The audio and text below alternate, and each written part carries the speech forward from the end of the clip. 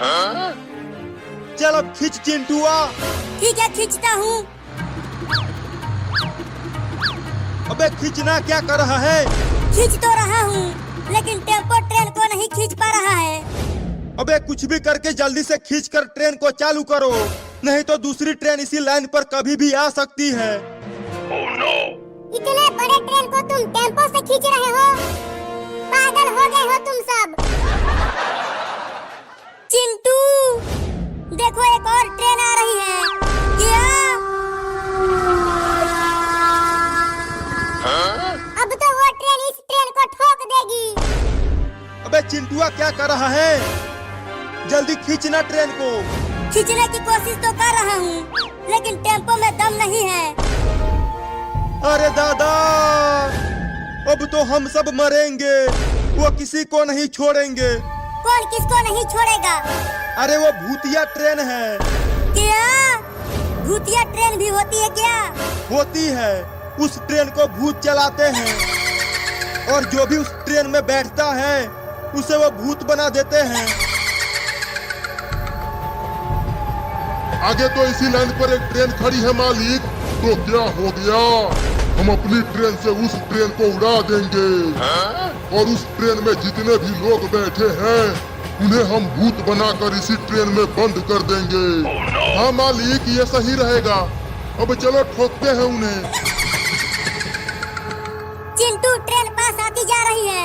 तुम जल्दी लाइन पर से टेम्पो को हटाओ। अबे ट्रेन का ड्राइवर, अब तू भी वहाँ से नीचे आ जा, नहीं तो ट्रेन के साथ साथ तू भी उड़ जाएगा। नहीं, मैं ट्रेन को छोड़कर नहीं जाऊंगा। ये मेरा ट्रेन है। अबे वहाँ से हट जा, नहीं तो फोकट में तू ऊपर चला जाएगा। उस ट्रेन को उड़ा दो मालिक।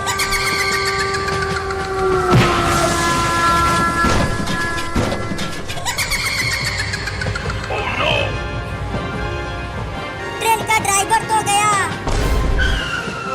मालिक मालिक, पीछे 3 बच्चे खड़े हैं, उनका क्या करे मालिक?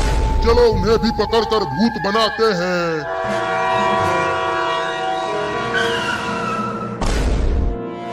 मुर्गा, तू जा और उन्हें पकड़ कर ले आ। ठीक है मालिक, अभी उन बच्चों को पकड़ कर ले आता हूँ।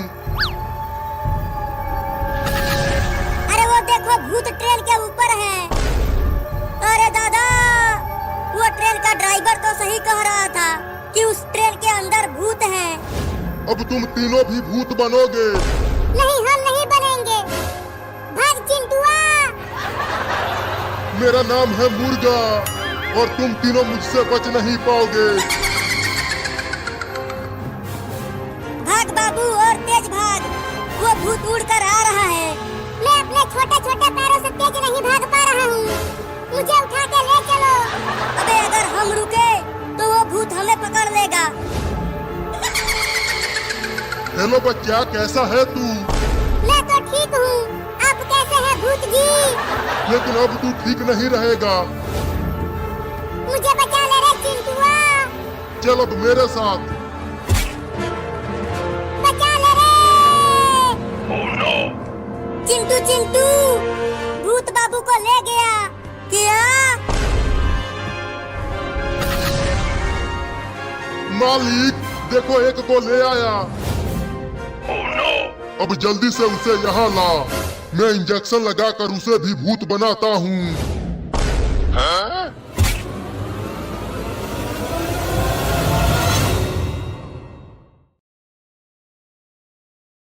The night Anastasia learned the truth, the palace bells rang for a celebration that did not belong to her. Firelight spilled across the snow, laughter echoed through marble halls, and somewhere behind a locked door, a girl who had once been a princess pressed her forehead to the cold glass and realized that the past was not done with her yet. If you listen closely, you can hear the sound that changed everything. Not the bells, not the laughter, but the quiet cracking of a heart that had survived exile, hunger, and fear, only to be asked one final, impossible question. Who are you willing to become when the world finally remembers your name? Anastasia stood alone in the eastern corridor, where portraits of ancestors watched with painted eyes. She had grown up believing those eyes were judgmental, that they saw her as an imposter even before she did.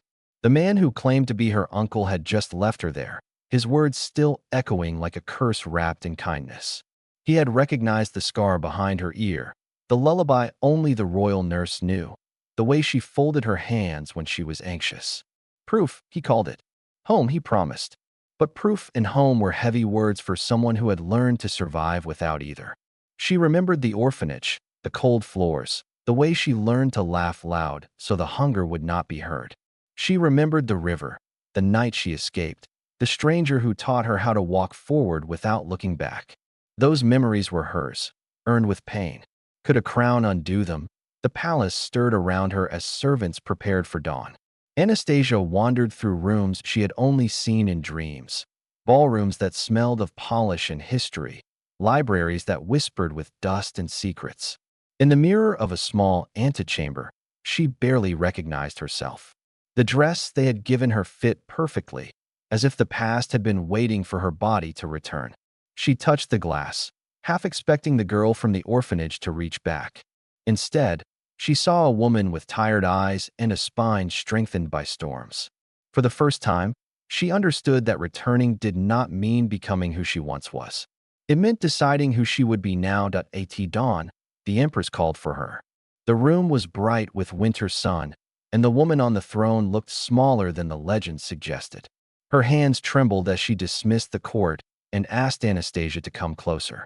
There was no grand speech, no dramatic revelation, only a soft voice asking about scraped knees, lost dolls, and a night when the palace burned with betrayal.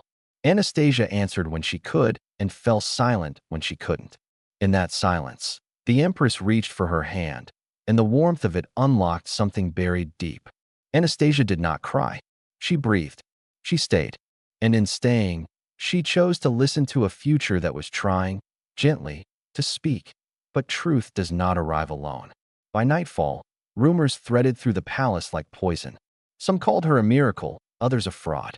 Old enemies sensed opportunity, and new allies hesitated, measuring the cost of belief. Anastasia learned quickly that a crown is not worn, it is carried, and it is heavy with the expectations of people who do not know your name but demand your sacrifice. When an attempt was made on her life in the gardens, she did not scream. She ran, heart pounding, guided by instincts sharpened by years without walls to protect her. The would-be assassin was caught, but the message lingered. Survival had not ended with recognition. It had only changed its shape. In the days that followed, Anastasia trained, not just in etiquette and history, but in listening. She visited kitchens and stables, hospitals and schools. She heard stories that did not flatter the palace. She learned which promises had been broken and which wounds were still open. Each night, she returned to her chamber exhausted, writing letters she did not send, practicing a signature that still felt foreign. The Empress watched from a distance, pride and fear warring in her eyes. When at last they spoke again, it was not of lineage, but of choice. A throne does not make a ruler, the Empress said. It reveals one. Anastasia nodded, understanding that revelation could be painful, but it could also be honest. The winter deepened, and with it, the test that would define her. A border crisis threatened war, fueled by men who remembered the old regime and wanted it restored without compassion. Advisors urged strength, spectacle, a show of power. Anastasia asked for time. She traveled to the border, not with an army, but with food, doctors, and letters written in her own hand. She listened to farmers whose fields had frozen and soldiers who had forgotten why they fought. When she spoke, she did not promise miracles. She promised work, and she promised to stand where she asked others to stand. It was not a victory that could be paraded through the streets, but it was peace, fragile and real. On the night the treaty was signed, Anastasia returned to the palace alone. The bells rang again, but this time they belonged to her. She walked to the window where the story had begun and watched the snow fall, each flake different, each finding its place. She thought of the girl she had been, the woman she had become, and the people who had walked beside her without knowing her title. The crown waited on a velvet cushion. She lifted it, feeling its weight, and set it down. Tomorrow, she would wear it. Tonight, She allowed herself to be simply Anastasia, alive, choosing, unafraid. Years later, when children asked how a lost princess became a leader worth remembering, the story would not begin with bloodlines or miracles. It would begin with a girl who learned that identity is not a gift returned to you. It is a promise you make to others.